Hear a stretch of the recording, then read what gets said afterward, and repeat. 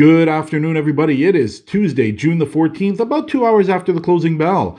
These markets ahead of the Fed rate decision, very unstable, very shaky. Let's dig into this. Let's get started. I'm your wealth guy. Let's talk money. Let's talk market wrap up.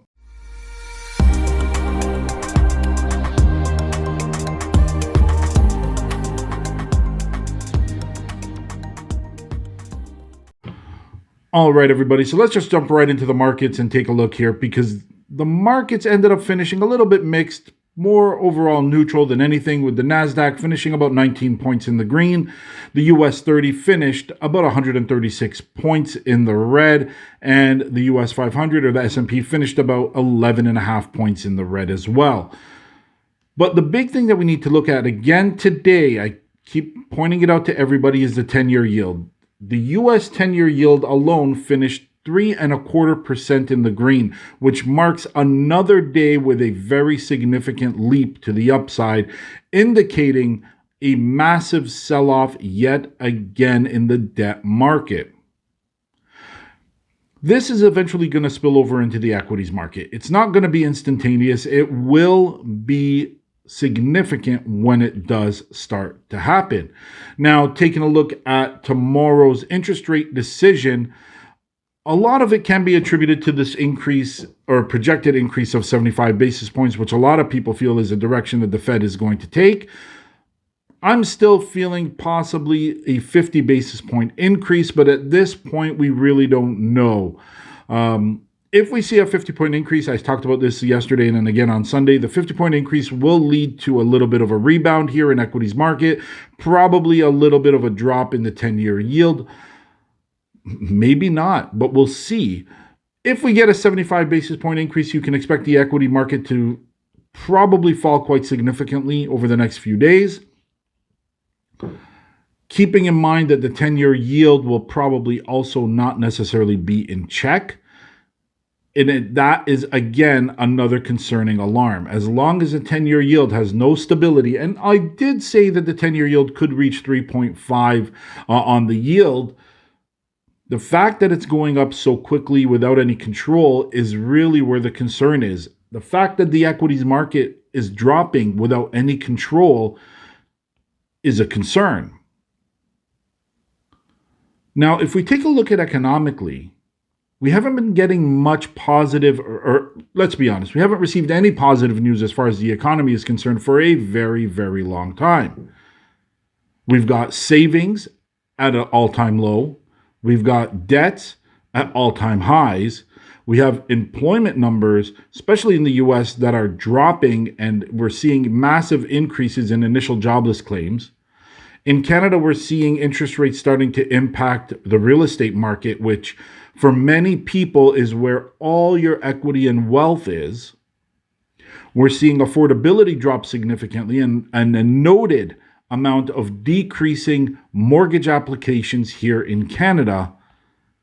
And I'm not doubting that we're seeing the same in the US as well. In fact, I know for a very strong fact that real estate valuations have dropped significantly in the US in key areas as well. So all of this is leading me to a position where the Fed is going to be forced into a corner. Are they going to continue to allow inflation to go out of control? And these small interest rates will do that automatically. They're not going to keep anything in control whatsoever. In fact, they'll actually accelerate interest or inflation, which we've talked about before. At the same time, they also have a recession that's now looming. We could very well get one anyways, regardless of Fed intervention, and that we'll find out what GDP numbers look like at the next reporting. If we see another negative GDP in the US, that is confirmation of a recession by definition. So where do we go from here? Well, the equities market, I think we are at a point where we're going to see this debt bubble pop fairly soon.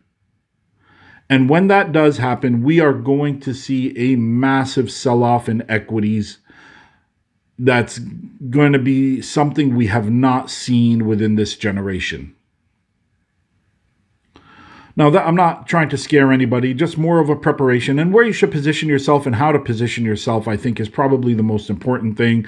Understanding your portfolio is absolutely critical in times like this, and understanding your tolerance and risk to figure out how much lower you're able to handle and hopefully be able to recover at some point. For me at this point, I've talked about it before. I believe that when money starts to leave the equities market within a short period of time, people will start turning towards physical assets. Now, that doesn't mean they're necessarily going to be buying physical gold and silver, physical platinum, physical barrels of oil. Although I am a big believer in purchasing physical assets, including gold and silver, or primarily, I should say. Obviously, taking barrels of oil is unreasonable. But I do believe that the commodities market will continue to accelerate to the upside, and we will see it probably go very, very significantly higher very, very quickly.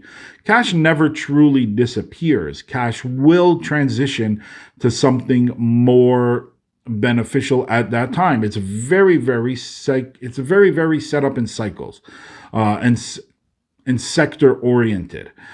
So right now we're taking a look at commodities. I do believe that's where everything is going to go. There will be massive, massive shortages that could very well be offset by a major recession and therefore a drop in supply and demand.